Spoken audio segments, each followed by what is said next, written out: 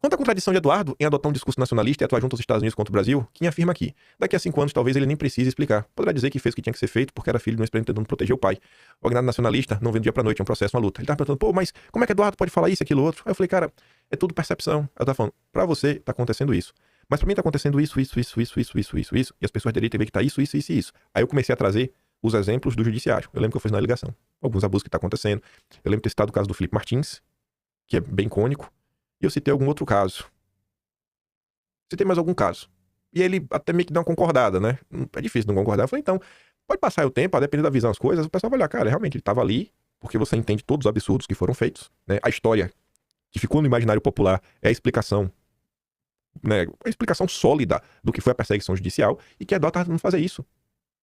Sabe? Porque assim, o grande ponto dele era como Eduardo pode dizer que ele é um nacionalista, ele é um soberanista e ele quer ajuda internacional para resolver o Brasil. Porque simplesmente todas as instâncias possíveis no Brasil foram esgotadas, não tinha mais pra onde correr. E eu falei, no final do dia, eu pensava, olha, tava defendendo o pai, realmente, defendendo perseguição.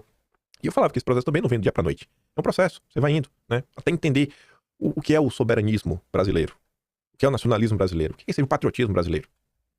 Pai arremata com um recado que passou Eduardo e outros bolsonaristas. Vocês têm voto, mas não têm um projeto de país.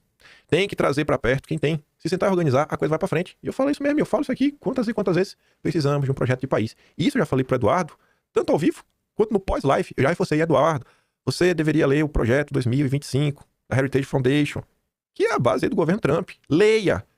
Não porque o que tá lá é aplicável 100% no Brasil, tem coisa que é aplicável, mas para você até entender o tipo de discussão, as preocupações, o que é um projeto como esse, lendo você consegue imaginar o trabalho que tem por trás, como esse trabalho foi feito. Se inspire, isso vai ajudar muito.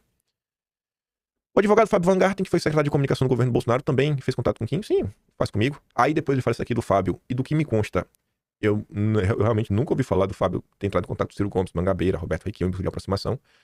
Aí diz que hoje no MDB, né, o Aldo considera que Painho, os integrantes do Quinto Elemento, convenceram o Eduardo a gravar o vídeo, mas admite que suas próprias ideias estão ali. Aqui agora é o Aldo Rebelo, que o Aldo falou pro jornalista. Um exemplo. Aldo está escrevendo um livro sobre Dom Pedro I, um herói necessário, cuja intenção é recuperá-lo como um dos mitos fundadores do Brasil. Em lives e palestras, afirma que, se for ressaltar apenas o lado negativo, Dom Pedro será lembrado como um mulherengo e não como um estadista. Pai mandou um vídeo desses para o caçula do primeiro casamento de Bolsonaro. Eu não mandei esse vídeo. Eu falei também na ligação. Falei, porque ele veio me perguntar, você acha que aquele vídeo do Eduardo pode ter sido influenciado pelo Aldo Rebelo? Aí eu falei, cara, tem coisa no discurso que veio.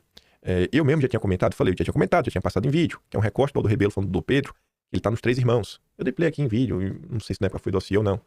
Em seu próprio vídeo, Eduardo afirma, se olharmos apenas para o lado ruim, a gente vai reduzir Dom Pedro a um homem mulherengo. Mas ele foi muito mais do que isso. Foi um estadista que, no momento de ruptura global, conseguiu manter a unidade territorial de um país de dimensões continentais, onde todos falam uma só língua e se reconhecem como um só povo. Aldo Rebelo chegou a enviar uma mensagem a Bolsonaro, antes de ser preso, brincando que cobraria direitos autorais ao 03. O ex-presidente respondeu com risos. Então você vê que a turma conversou, né? Conversa entre si.